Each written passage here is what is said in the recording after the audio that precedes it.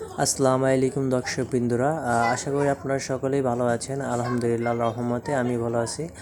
আজকে আমরা অবস্থান করছি ইন্ডিয়া এবং বাংলাদেশ শেষ সীমান্তে, যেখান থেকে আপনি বাংলাদেশ থেকে ইন্ডিয়াকে দেখতে পারবেন এবং ইন্ডিয়া থেকে বাংলাদেশকে দেখতে পারবেন। এই হচ্ছে ইন্ডিয়া বাংলাদেশের পিলার। এখান থেকে আমি অলরেডি ইন্ডিয়ার ভিতরে আছি।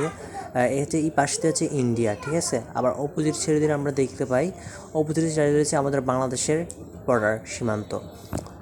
তার ওই একদম 150 গাছ পিছনে আমাদের তারকাটা আছে। এখান থেকে 150 গাছ পিছনে হচ্ছে ইন্ডিয়া বর্ডার তারকাটা।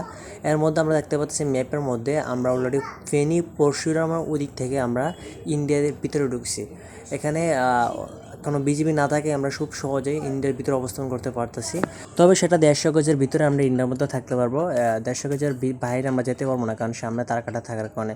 তো যারাই আপনারা ইন্ডিয়া বা বাংলাদেশের শেষের মধ্যে খুব সুন্দর একটা পরিবেশ দেখতে চান, তারা চাইলে ফেনী পরশুরাম আসতে পারেন। তো সেই পর্যন্ত সকলে ভালো থাকবেন, সুস্থ থাকবেন। আল্লাহ হাফেজ।